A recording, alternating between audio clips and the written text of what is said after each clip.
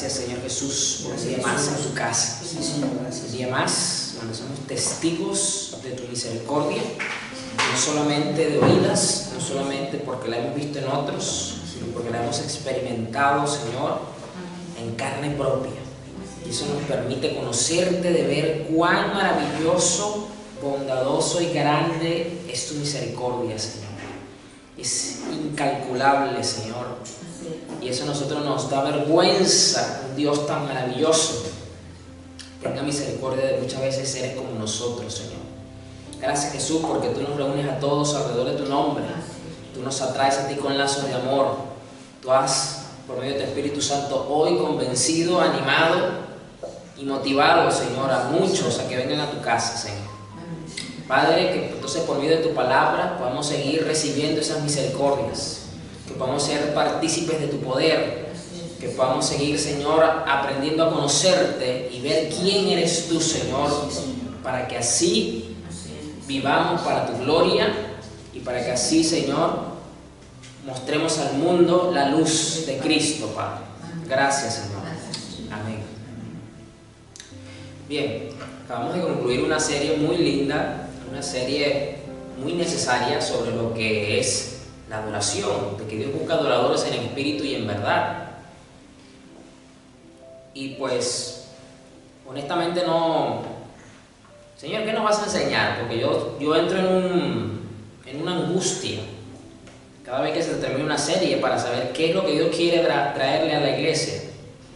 Y vamos a mirar un mensaje que yo no considero que se vaya a convertir en una serie, pero lo importante es que el Señor nos edifique a través de su palabra. Vamos a Proverbios 6, 16, la PDT. Dice acá la palabra del Señor: el Señor odia 6 cosas. Mejor dicho, hay 7 que Él detesta: los ojos orgullosos, la lengua mentirosa, las manos que matan gente inocente, el corazón que planea hacer el mal, los pies que corren a hacer maldades, el falso testigo que dice mentiras y el que causa problemas entre hermanos. Dice: Señor, ¿qué nos quieres enseñar acá? ¿Qué nos quieres, en qué quieres edificar a tu iglesia? ¿Qué quieres mostrarnos a nosotros a través de este pasaje? Y el énfasis, más allá de las características que están en esta versión muy bien definidas y dichas, que cualquiera las puede entender sin dar muchas explicaciones al respecto, es el énfasis que predomina antes de empezar a describir cada una de estas cosas que en las Escrituras el Señor deja muy claras que Él aborrece, y ese es el punto. Que dice acá esta versión: el Señor odia. La Reina Valera creo que traduce: el Señor aborrece. Y entonces acá el énfasis está que así como Dios se nos revela y se ha enseñado, y es prácticamente la principal enseñanza que hoy día se ve desde muchos lugares, que Dios ama, que a Dios le agrada, pues también es necesario tener presente que ese mismo Dios que ha manifestado su amor, que deja en claro que Él ama, que deja en claro que es misericordioso, que deja en claro que a Él le agradan ciertas cosas, también nos deja en claro en las Escrituras que ese mismo Dios, con esa misma intensidad con la que ama, con la que tiene misericordia, con la que muestra su bondad, con esa misma intensidad, el Señor dice que odia cosas. Y esto, dentro de la cosmovisión actual, puede chocar un poco, porque nosotros, para muchos creyentes, puede decir: pero ¿cómo es posible que Dios pueda odiar si la palabra dice que Dios ama? ¿No es como contradictorio con Dios que se ha manifestado y que nos han dicho que tanto que Dios ama, y es así? Ahora me digan que Dios odia. ¿Cómo es posible que ese amor, de ese Dios lleno de amor, pues también odie? ¿Es eso no es como contradictorio? No es contradictorio. Porque si bien es cierto que nosotros, humanamente hablando, podemos amar personas, podemos amar cosas, también podemos manifestar aborrecimiento, desprecio, menosprecio y hasta odio por ciertas cosas. Y eso no niega la realidad de que estamos amando sinceramente, a pesar de que nuestro amor es imperfecto por causa de la condición en la que nos encontramos.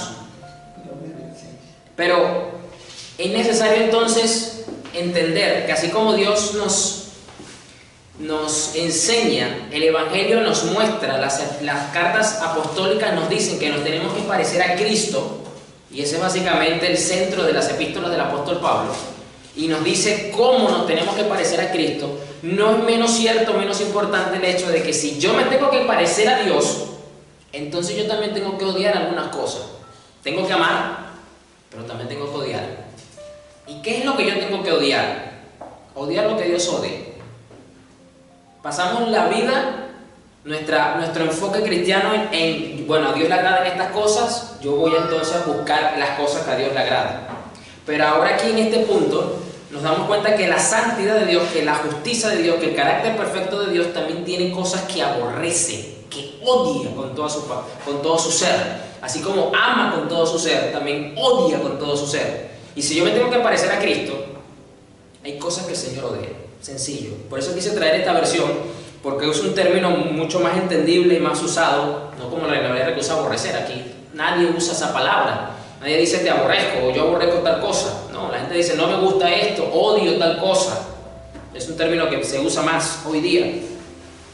Y lo interesante aquí, que dice, el Señor odia 6 cosas, y luego dice, mejor dicho, hay 7 que Él detesta.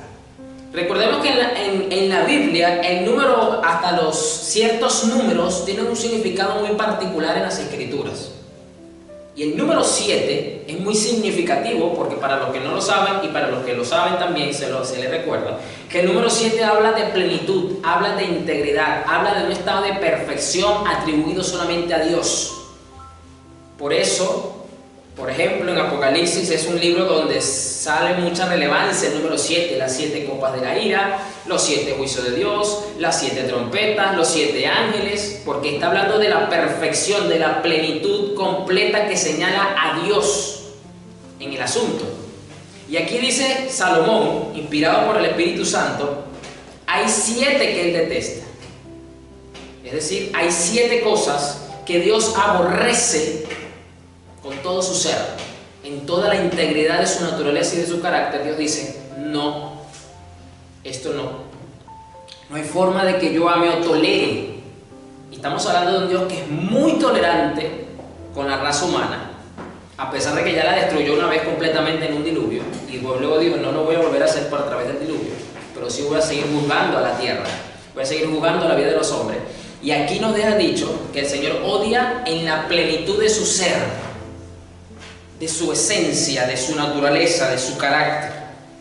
O sea, no hay forma alguna de que Él no odie estas cosas, en pocas palabras. ¿Y cuáles son estas cosas que Él odia o detesta, como lo dice acá?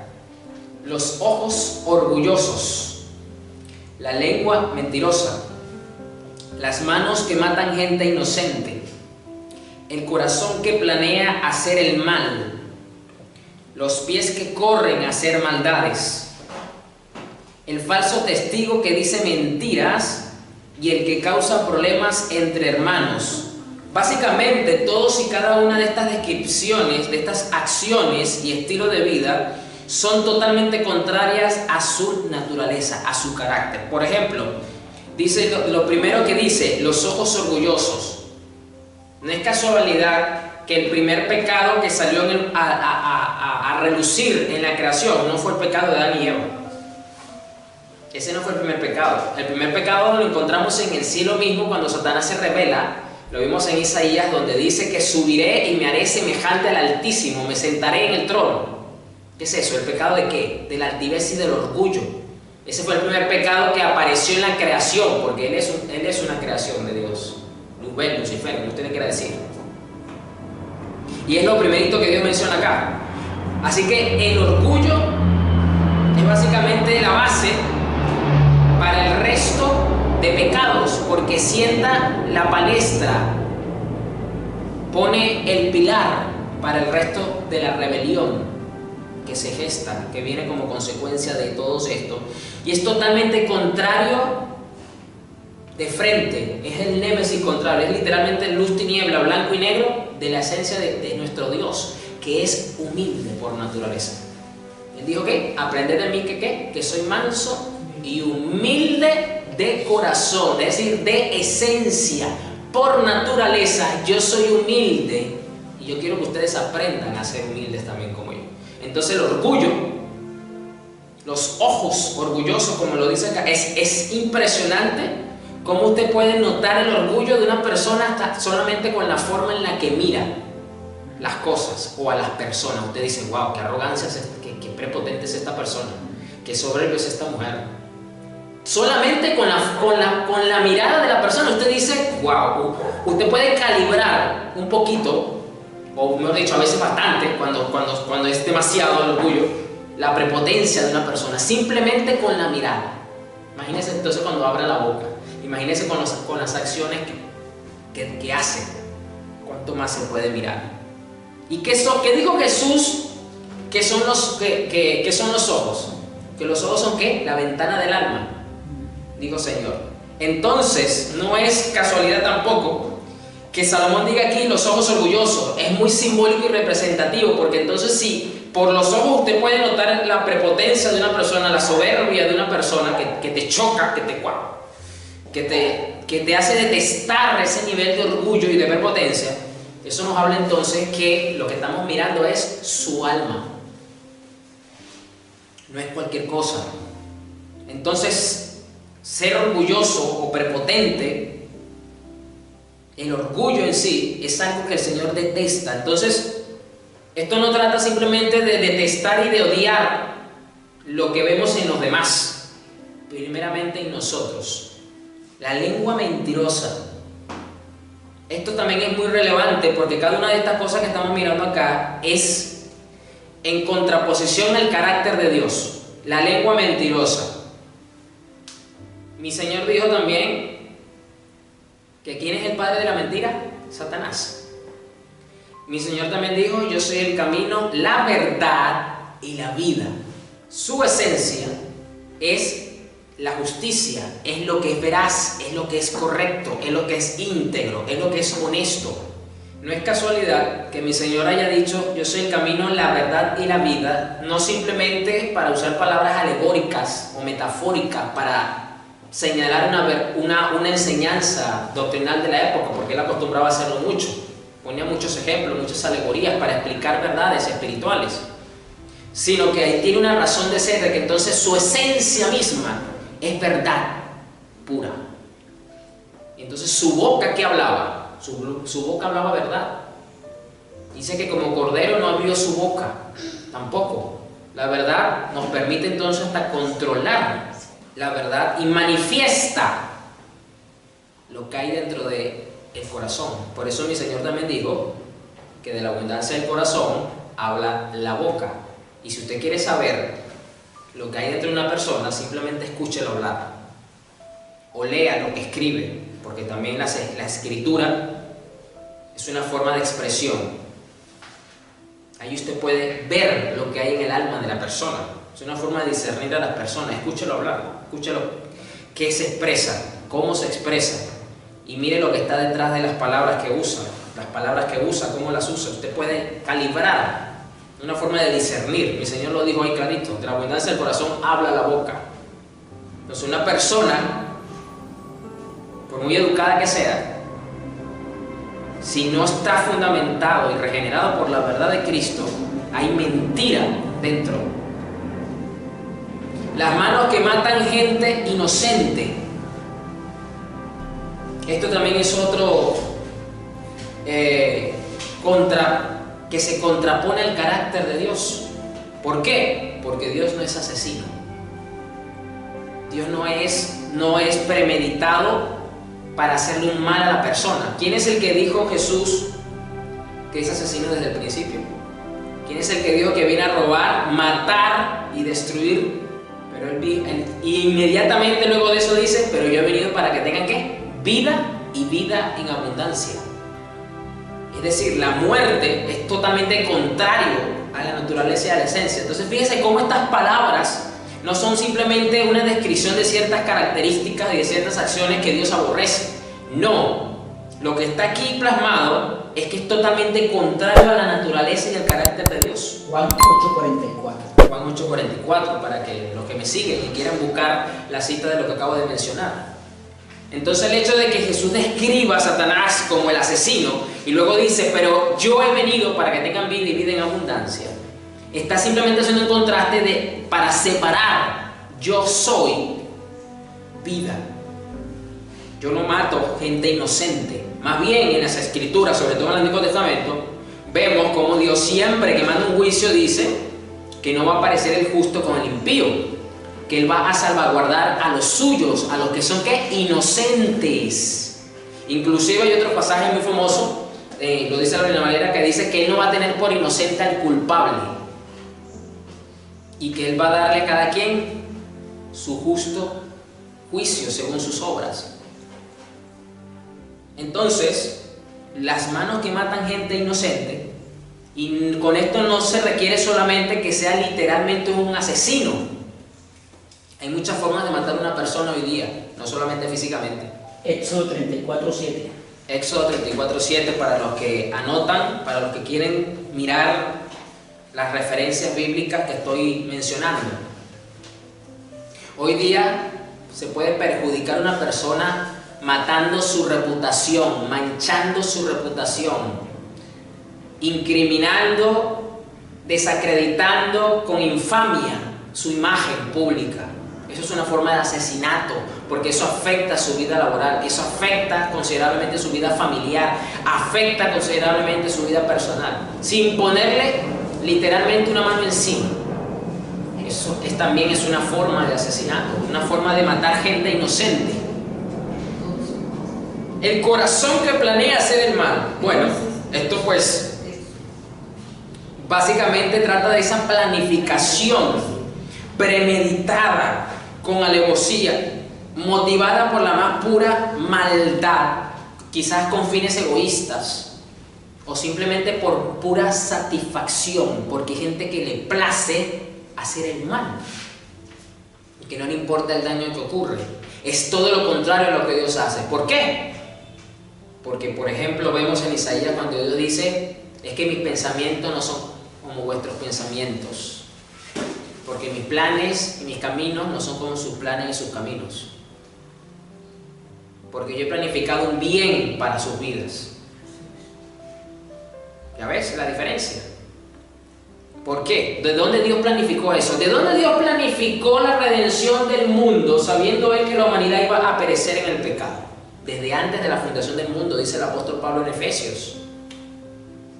Entonces ahí Dios planificó premeditadamente hacerle un bien a la humanidad, a aquellos que iban a ser sus elegidos para ser salvos.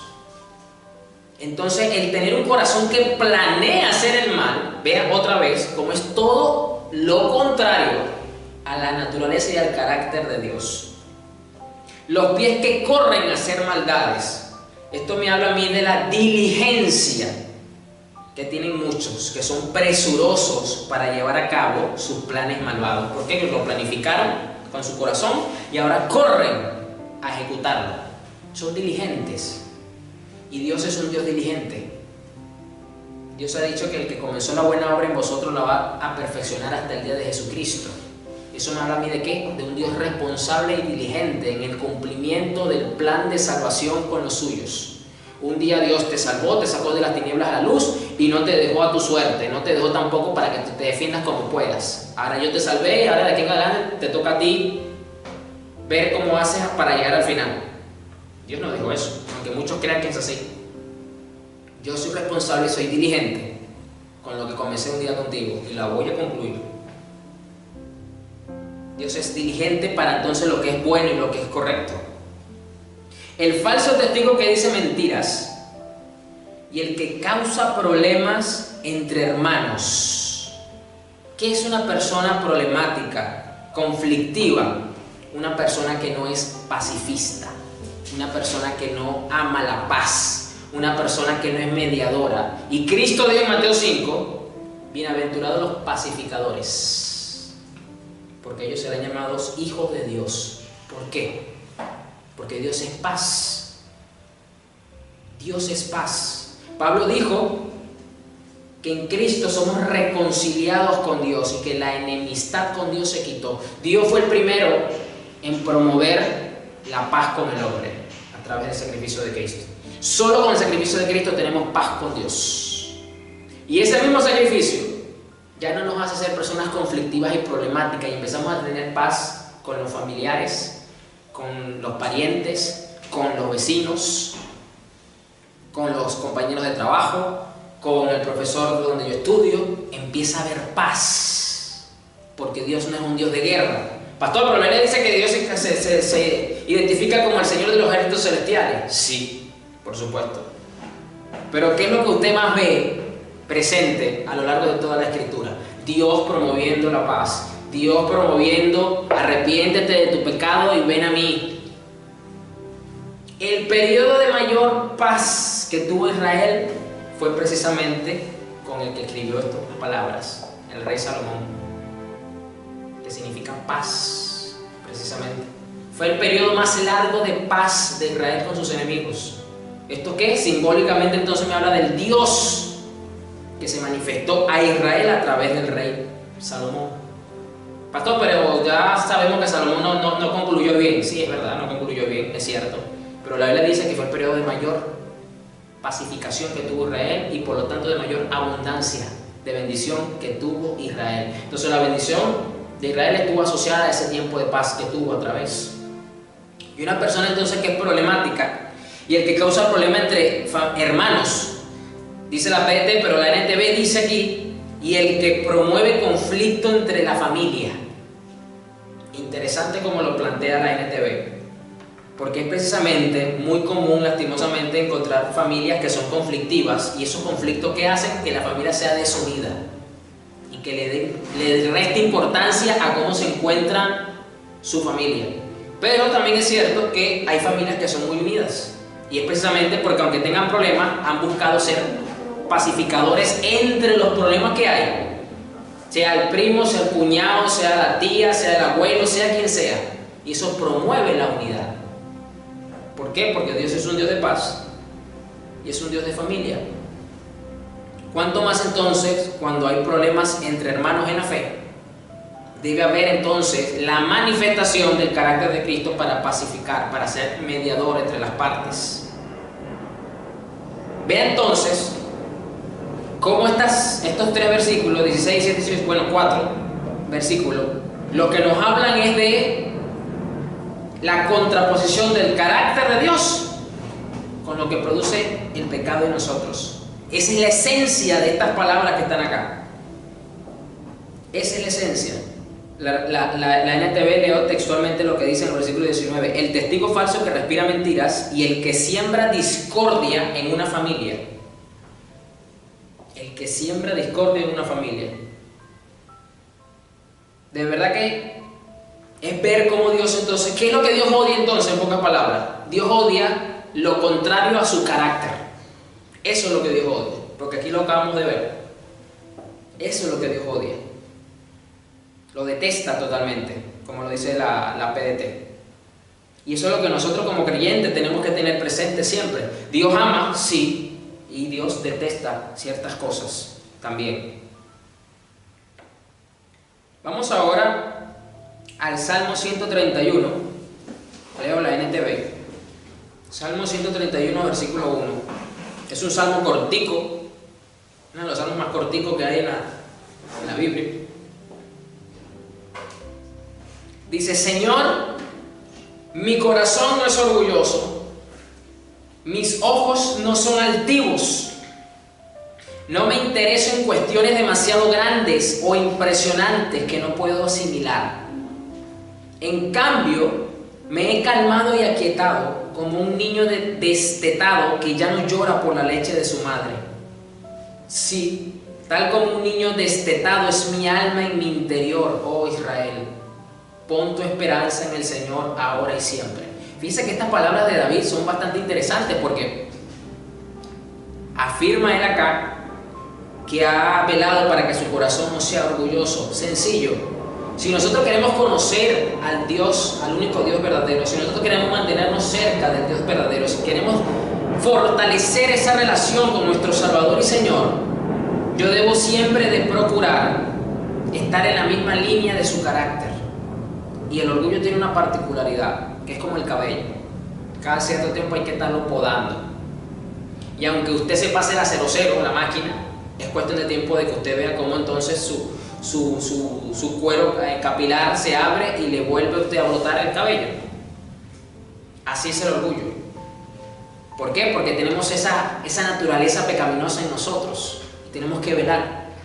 Y fíjese que por eso no dice por casualidad, mis ojos no son altivos. Ahora usted entiende mucho más que lo que David lo que está diciendo acá, mi alma no es altiva. David era un hombre entonces humilde, y eso explica la razón de entonces por qué el cantautor de Israel agradaba al corazón de Dios, porque tenía un carácter parecido al de Dios. No era porque David estaba en una línea distinta a la tuya y la mía. No, pastor, pero David usted sabe que cometió pecados horribles, sí. Y estoy seguro que fue precisamente por descuidar estas cosas que él mismo escribió. Y cometió precisamente pecados, acciones detestables, totalmente contrarias al carácter de Dios. No me interesa en cuestiones demasiado grandes o impresionantes que no puedo asimilar. Esto no quiere decir que no haya que tener la motivación o el interés para conocer cuestiones de nuestra fe que quizás son un poco más difíciles de entender y de asimilar. No, sino que simplemente debemos de buscar crecer en el entendimiento y en la fe, no para impresionar a nadie. Ese es el detalle. Y en la medida en que el Señor nos permita entenderlo y comprenderlo. Si usted todavía no entiende y comprende alguna cierta cosa, manténgalo en oración. Reconozca que todavía le cuesta porque no tiene la capacidad para manejar ese tema y le está pidiendo a Dios que le permita crecer en ese entendimiento, en ese conocimiento. O como lo dice el apóstol Pablo según la Reina Valera, yo oro para que usted, Dios le dé espíritu de revelación y de entendimiento en el conocimiento de Cristo. Manténgase en esa oración. Señor, cuando tú me permitas crecer en esta revelación, en este conocimiento, yo voy a poder entender estas cosas que están en tu palabra, pero que me cuesta entenderlas. A pesar de que he escuchado a muchos predicadores, a muchos autores, y todavía me cuesta entenderlas, Señor. Definitivamente que todavía no tengo ese nivel necesario. Y por eso me mantengo en oración por esto. Y si a ti te place algún día darme el entendimiento de estas cosas, yo lo voy a recibir con toda prontitud. Y ya está. Es lo mejor que podemos hacer. En cambio, me he calmado y aquietado como un niño destetado, que ya no llora por la leche de su madre. Sí, tal como un niño destetado es mi alma en mi interior. Esto nos habla entonces nosotros de un estado espiritual, y esto me recuerda al apóstol Pedro cuando dice que debemos desear como niños recién nacidos la leche espiritual no adulterada para que podamos crecer en la salvación. Pero que tenemos que tener acá, ahora David dice acá, que tenemos que, como un niño que ya no llora por la leche de su madre. Es decir, que ha alcanzado ¿qué? Un crecimiento humilde de este niño. Y luego dice, oh Israel, pon tu esperanza en el Señor ahora y siempre. Nos vamos a fortalecer en la fe, nos vamos a fortalecer en la esperanza de cada una de esas maravillosas promesas que encontramos en la palabra. Es cuando nos mantenemos en este estado de humildad mansa que nos ayuda a depender de Dios. Porque David dice en el versículo 3 que pongamos nuestra esperanza en el Señor ahora y siempre, pero asociándolo con el versículo 1, mis ojos no son altivos. Es difícil fortalecernos en la fe, es difícil mantenernos en una esperanza viva de las promesas de Dios cuando la altivez, la astucia de la altivez todavía estorba en nuestro corazón. No nos hemos dado cuenta. Porque le voy a decir una cosa, la altivez, el orgullo, la arrogancia, la soberbia es muy astuta. Es un pecado muy astuto dentro de nosotros. Porque como ya Él sabe que nosotros sabemos de su presencia y de su existencia, pues entonces buscan la manera de mantenerse camuflajeado. Es ahí el detalle. Una de las cosas que hace el pecado en el hombre es que lo envuelve en un manto de ignorancia. Le hace creer que no es relevante, que no es importante. Pero cuando tú y yo venimos a Cristo, que conocemos esta realidad, Entonces el pecado dice, ya sabe que existo, ya sabe que estoy allí todavía luchando en la sombra para tomarlo. Ahora tengo que ser más cauteloso para poderlo seguir engañando. Acepto el pecado. Vamos ahora a Isaías 66, versículo 1. Esto dice el Señor, el cielo es mi trono y la tierra es el estrado de mis pies. El estrado, para los que no manejan mucho ese término, para explicarlo rápidamente, es eso cuando usted ve en las películas que el trono del rey está pues puesto por encima del resto de los demás asientos y sus pies están reposando como en una especie de escalerita, como en un escalón de una escalera. Bueno, eso es el estrado de mis pies. ¿Podrían acaso construirme un templo tan bueno como ese? ¿Podrían construirme un lugar de descanso así? Esto me hace recordar que en estos días la NASA sacó las imágenes del telescopio James Webb, el telescopio más avanzado que la humanidad ha tenido hasta los momentos. Ya ha hecho públicas las fotos de constelaciones y de galaxias mucho más allá del límite hasta donde ahorita se tenía, y de verdad que las fotos son hermosamente espectaculares. Ver el universo, o pedazos del universo, mejor dicho, y decir qué espectacular, qué maravilloso, qué grande, qué potente es el Dios y el Salvador que tenemos, porque la creación misma testifica del Creador. Y si es hermoso e impactante lo que usted ve en esas imágenes, en esas fotos que están a color, con bastante nitidez, con bastante resolución, usted dice qué espectacular es nuestro Dios, impresionante es nuestro Dios. Y Dios dice aquí que ese cielo es su trono y que la tierra, en la tierra Dios pone sus pies. ¿Podrían acaso construir un templo tan bueno como ese? ¿Podrían construir un lugar de descanso así? Con mi mano hice tanto el cielo como la tierra. Son míos con todo lo que hay en ellos.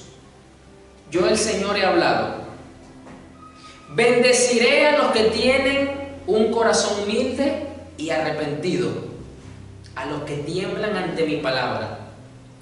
Yo sé que hemos leído bastante estos textos, a lo mejor usted lo ha leído bastante o usted se lo sabe de memoria, pero aquí lo que quiero resaltar, como lo vimos al principio en el Proverbios, es que Dios está diciendo, yo voy a bendecir, son a los que se parecen a mí, los que están procurando empatizar, armonizar con mi carácter.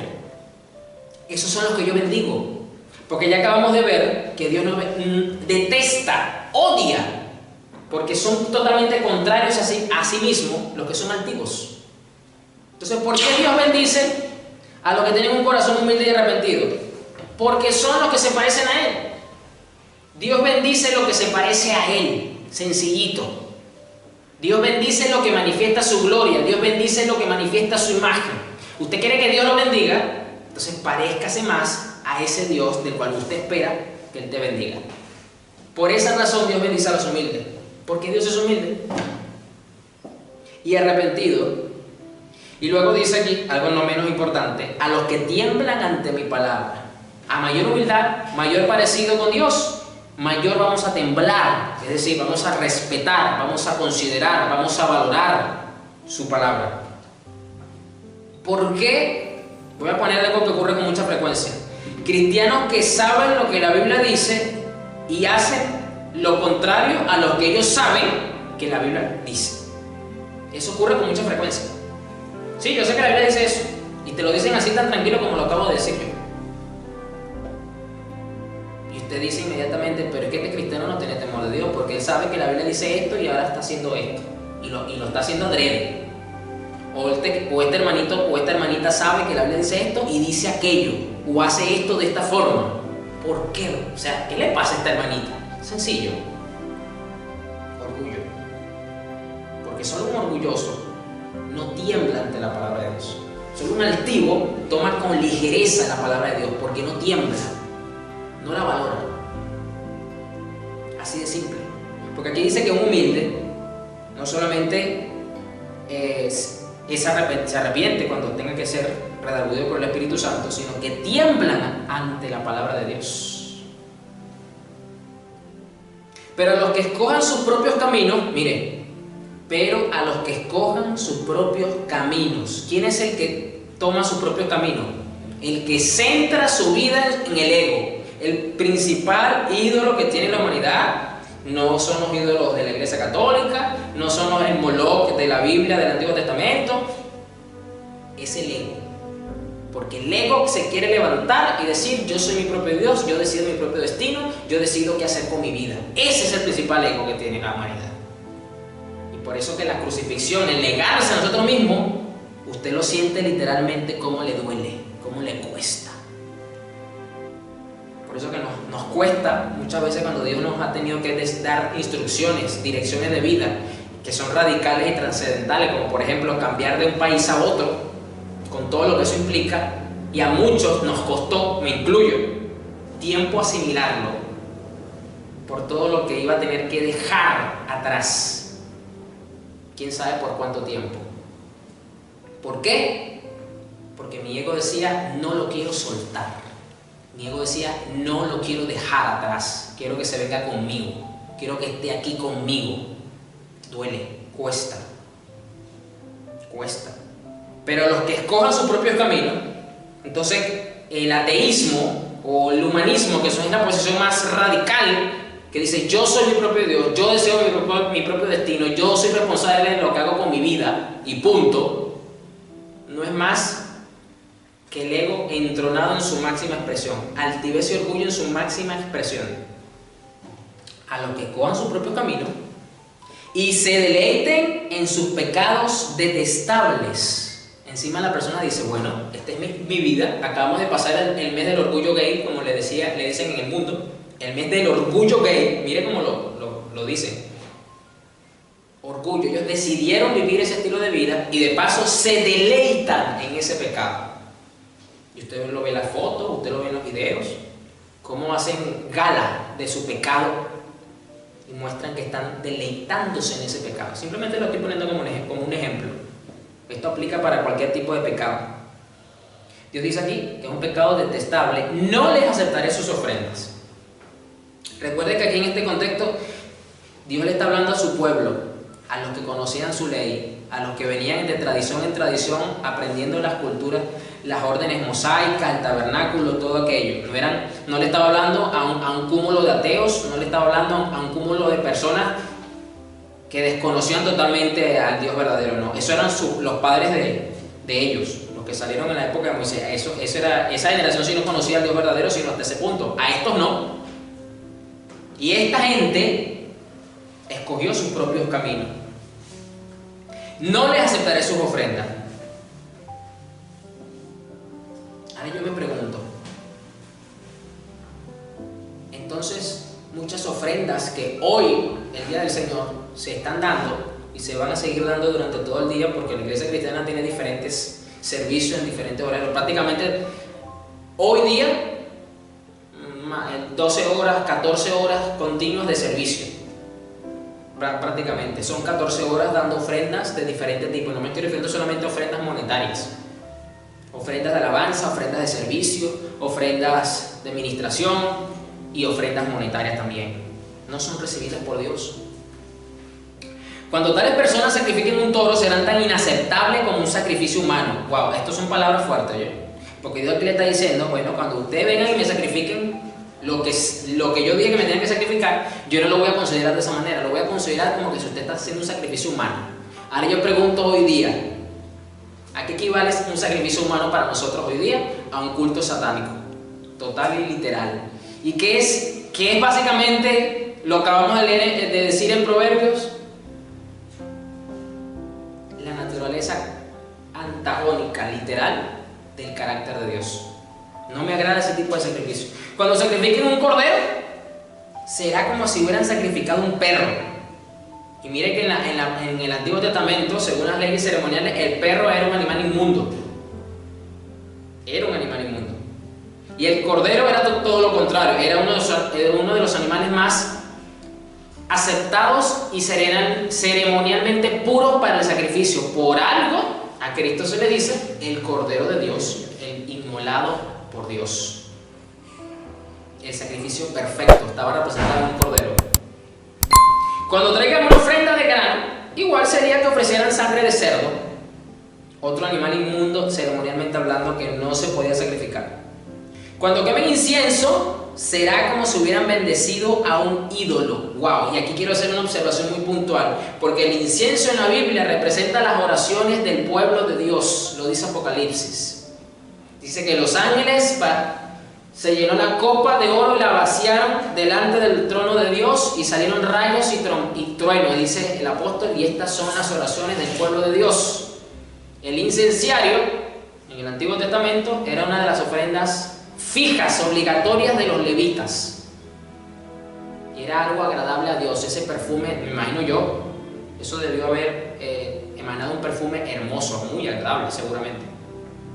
Y Dios entonces, que estaba diciendo ahí, yo me deleito con las oraciones de los santos. Y Dios dice aquí que cuando quemen incienso y cuando oren, será como que se hubieran bendecido un ídolo. Vaya, estas son palabras fuertes. ¿Y todo por qué? ¿Por qué? Porque esta gente dejó a un lado lo que Dios odia. Sencillo. Porque aquí ya nos estamos dando cuenta que definitivamente estaban actuando totalmente contrario a lo que Salomón dice en Proverbios 6. Entonces, la moraleja es, ¿tenemos que tomar en consideración lo que a Dios le agrada? Sí, por supuesto.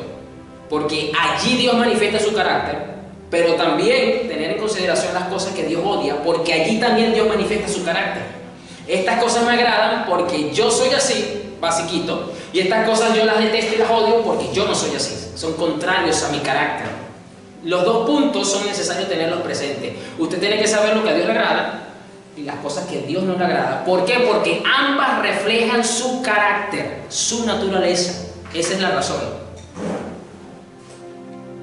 Salmo 5, versículo 4. Nos vamos a mantener con la NTV hasta el final. Ya estamos concluyendo. Este no es un mensaje largo. Oh Dios, la maldad no te agrada. No puedes tolerar los pecados de los malvados. Por lo tanto, los orgullosos no pueden estar en tu presencia. Para Dios, el orgullo, en cualquiera de sus formas y manifestaciones, es maldad. No es cualquier cosa. Si usted creía o usted catalogaba de malo al vendedor de droga, al asesino en serie, al terrorista, usted dice, no, pero es que esa gente es mala. Hitler, no, ese tipo es malo. Yo no soy malo. Pues para Dios, el simple hecho de ser orgulloso está al mismo nivel de estos personajes que acabo de nombrar. Por lo tanto, los orgullosos no pueden estar en tu presencia, porque aborreces a todo el que hace lo malo. Pastor, pero el orgulloso es simplemente orgulloso. El orgulloso no anda matando gente, el orgulloso no anda vendiendo droga, el orgulloso no anda haciendo actos terroristas, matando gente en masa. Pero es que aquí está el detalle, que es lo que quiero abordar, que el orgullo sienta las bases e influencia afectando negativamente, corrompiendo y pervirtiendo todas las acciones y palabras de la persona, aunque las acciones propias que la persona haga sean buenas. Voy a poner un ejemplo muy sencillito. Una persona orgullosa va y le lleva comida a alguien que lo necesita. Es una buena acción. Ahorita que estamos, por lo menos en este tiempo de frío, va y le lleva abrigo a personas en necesidad porque no tienen cómo abrigarse. Eso es un buen acto. Pero esa persona es orgullosa. Esa persona, a pesar de lo que está haciendo es bueno, quiere reconocimiento sobre eso. Busca de alguna manera sacar provecho. Entonces vean cómo el orgullo condiciona y pervierte una buena acción, haciendo que entonces la acción sea malvada. Estoy simplemente poniendo un ejemplo de por qué aquí Dios dice que aborrece a todo el que hace lo malo y deja entredicho entonces que los orgullosos son malos, que no pueden estar en su presencia y que los aborrece.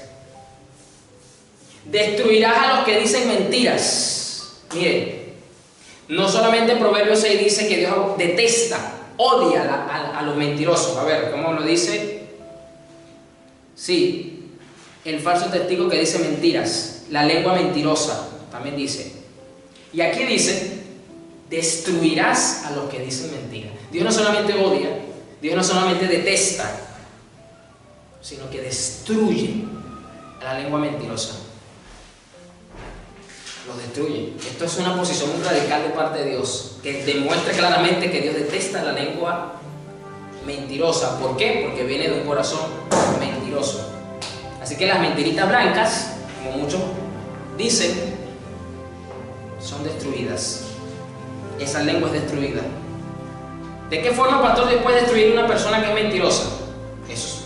Pudiésemos mirar varios ejemplos en las Escrituras, pero el hecho, lo que nos queda entender acá es que no va a tener un porvenir, no va a tener un futuro bueno. Porque quizás en el momento, quizás la persona no se ha destruido, es decir, que no se va a desplomar y se va a morir, pero puede afrontar a lo largo del tiempo, como el Señor lo determine, destrucción en su vida. Su vida puede terminar destruida. Y el Señor detesta a los asesinos y a los engañadores. Básicamente aquí David está diciendo y afirmando y confirmando lo que Salomón dijo en Proverbios a su forma y a su manera. Está básicamente diciendo lo mismo, que Dios, la maldad no te agrada, y luego se explaya diciendo básicamente lo mismo que dijo Salomón en Proverbios. Y concluimos en Proverbios 6 ahora, volvemos a Proverbios 6, pero en el versículo 20 al 23. Ahí vamos a cerrar. Las cosas que aborrece el Señor, se llama este mensaje. Proverbios 6, 23, es precisamente luego de lo que vimos, como comenzamos este mensaje en el versículo 16. Ahora vamos a partir del versículo 20. Dice: Hijo mío, obedece los mandatos de tu padre y no descuides la instrucción de tu madre. Guarda siempre sus palabras en tu corazón, átalas alrededor de tu cuello. Cuando camines, su consejo te guiará, cuando duermas te protegerá, cuando despiertes te orientará. Pues su mandato es una lámpara y su instrucción es una luz. Su disciplina correctiva es el camino que lleva a la vida. Luego de que Salomón está instruyendo a sus hijos, porque Proverbio comienza diciendo que Salomón escribe esto para instruir a los jóvenes, y ahí incluye a sus hijos. Así que la necedad del hijo de Salomón, que fue el que lo sucedió en el trono, fue por no hacerle caso a las palabras de su padre, que estaba lleno del Espíritu de Dios para escribirnos esto. Así que el primer necio, el primero que no aprovechó esta sabiduría, fue el mismísimo hijo de Salomón, nieto de David, que por culpa de él se dividió el trono. En realidad fue por culpa de Salomón, por su pecado. Y la manifestación de ello pues estuvo en el hijo Roboam. ¿Roboam o Jeroboam? Siempre los confundo los dos nombres. Así que está el Roboam en el medio. No sé si es Jeroboam o es Roboam, uno de dos. Pero ese fue el hijo que lo sucedió en el trono, y por no atender el consejo de su padre, aunque la Biblia dice que le hizo caso a los amiguitos que tenía, pero si vas a buscar sabiduría, por lo menos acuérdate de tu padre, que fue un hombre muy sabio, ¿no? Por lo menos, antes de buscar otra opinión también. Dice: obedece los mandatos de tu padre y no descuide la instrucción de tu madre. En este caso, los padres vienen siendo la autoridad que tú y yo recibimos en esta tierra, por donde Dios se manifiesta. Ahora, si usted nació en un hogar cristiano, usted tiene una dicha desde que nace y una clara manifestación del amor de Dios, en el que vas a ser instruido en el camino del Señor, o por lo menos debería ser así, para que usted entonces ya desde niño empiece a recibir la gracia y la bondad y la misericordia de Dios hasta que crezcas y nazcas de nuevo, como lo dicen las Escrituras. Y cuando escuchas el consejo, cuando escuchas el redarguir, cuando escuchas la recomendación de tus padres que son creyentes, tú estás escuchando a Dios. Y de esa manera, dice: guarda siempre sus palabras en tu corazón, átalas alrededor de tu cuello. ¿Qué es lo que usted se quita en el cuello hoy día? Bueno, para los que lo usan, yo nunca llegué a usar esto, pero esto es una prenda que también se usaba en la antigüedad. Un collar. Un collar te luce, un collar muestra algo, una identidad. Muchas veces te identificas con algo, y Salomón aquí está diciendo: átalas alrededor de tu cuello como que si fuera un collar. Número uno, para que tú las recuerdes. Hay personas que, por ejemplo, hoy día lo he visto, poco pero lo he visto, de personas que no usan el anillo de matrimonio tradicionalmente puesto en su dedo, sino que se lo guindan en un collar. De esa forma lo mantienen presente y lo muestran a las personas. Y Salomón, ¿qué es lo que está diciendo acá? Átalas alrededor de tu cuello como que si fuera un collar. Estas palabras, recuerda que al Señor le detestan estas cosas y átatelas al cuello, guíndatelas como que si fuera un collar para que las recuerdes, para que tengas presente el carácter de Dios, cómo es Dios.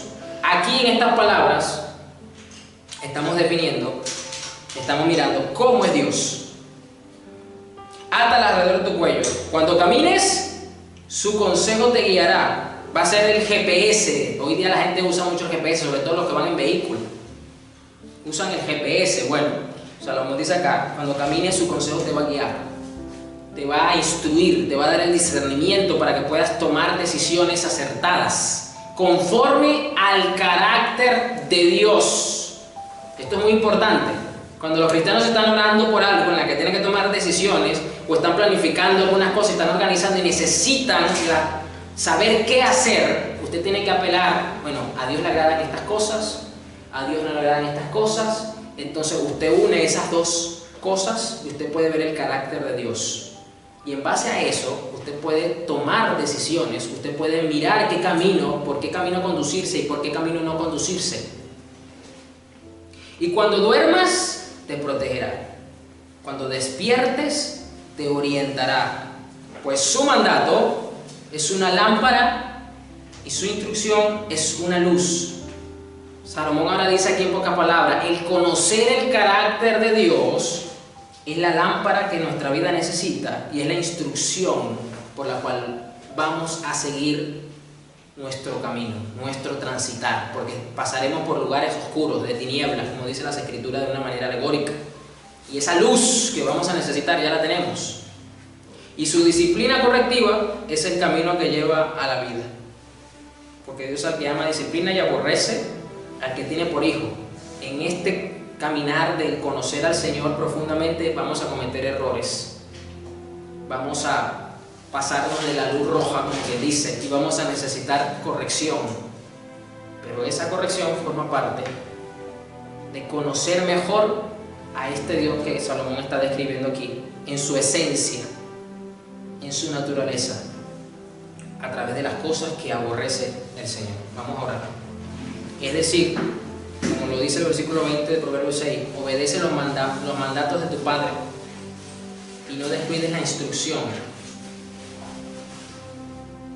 La forma más eficiente para obedecer y no descuidar la instrucción es conociendo al que te da la instrucción y las razones del por qué te manda a obedecer las cosas. Recuerda que la fe cristiana, la vida cristiana no es como que si estuviéramos en el ejército, en el sentido de que te dan una orden y ya está, tienes que cumplirlo y punto, porque estás en el ejército. No. Dios sí es cierto que demanda obediencia, lo acabamos de ver, pero esa obediencia está estrechamente ligada a quién es Él. Dios dice, yo te estoy diciendo, te estoy mandando a obedecer estos mandatos, pero a través de esos mandatos yo quiero que me veas a mí, quiero que me conozcas a mí. Y ese es el plus. O sea, ya usted sabe que usted se va a cuidar de los ojos orgullosos, que usted se va a cuidar de la lengua mentirosa. Obviamente usted se va a cuidar de matar gente inocente, no solamente de forma literal. Obviamente usted va a guardarse de no planificar el mal en contra de alguien, de no ser diligente para hacer lo malo, de dar falso testimonio y de causar problemas. Pero no simplemente lo vas a hacer porque la Biblia lo dice que hay que hacerlo. No lo vas a hacer porque ya sabes cómo es Dios. Por eso es que no lo vas a hacer. Porque el mandato muestra el carácter de Dios. Bueno, vamos a orar. Señor, gracias. Porque tú nos llevas a tu palabra para que veamos que tú también odias y aborreces, detestas muchas acciones porque simplemente son contrarias a tu carácter y a tu esencia, y esa es la razón del por qué tú las detestas. Y son un mandamiento explícito para nosotros, Señor, porque tú no quieres que simplemente actuemos mal, sino que te conozcamos y que esa sea la razón del por qué no debemos actuar mal. porque tu carácter, tu esencia, tu naturaleza está explícitamente descrita a lo largo de las Escrituras. Y tú quieres que a través de estos mandatos, inclusive tan explícitos y tan frontales, veamos cómo tú eres, Señor, a través de las cosas que tú detestas y aborreces, así como nos has enseñado y así como podemos mirar que hoy día se dice de las cosas que a ti te agradan y que tú mandas también a realizar de una forma lícita, pero que también en estas prohibiciones, en estas cosas tú manifiestas esa esencia, esa santidad, esa justicia, ese carácter, Señor, pacífico a través de estos mandatos, y muestras ese aborrecimiento en estas cosas, Señor, y que de igual manera tú aspiras que en nosotros, que llevamos tu imagen, Señor, desde la mismísima creación, y que en Cristo recuperamos, Señor, ese carácter y estamos siendo santificados todos los días, podamos manifestar al mundo esa luz, esa imagen, Señor, porque te estamos conociendo en toda la integridad de tu esencia, Señor Jesús. Gracias, Padre, por enseñarnos cómo eres tú. Gracias, Señor Jesús, porque tú estás edificando a tu iglesia por medio de tu palabra. Yo te pido, Señor, que esta palabra sea llevada a sus corazones para que dé fruto al 100%, para que así podamos vivir conociéndote mejor cada día, Señor. Para que las acciones que amemos y las que aborrezcamos estén fundamentadas en quién eres tú, Señor. Porque esa es la razón de todas las cosas. Gracias, Señor. Bendice a tu pueblo. Provéele todo lo que necesiten, Señor, porque tienen su esperanza puesta en ti. Ayúdale, Señor, a soportar los momentos difíciles. Trae sanidad a su cuerpo, Señor, y glorifícate en todos y cada uno de nosotros siempre, Padre. Amén.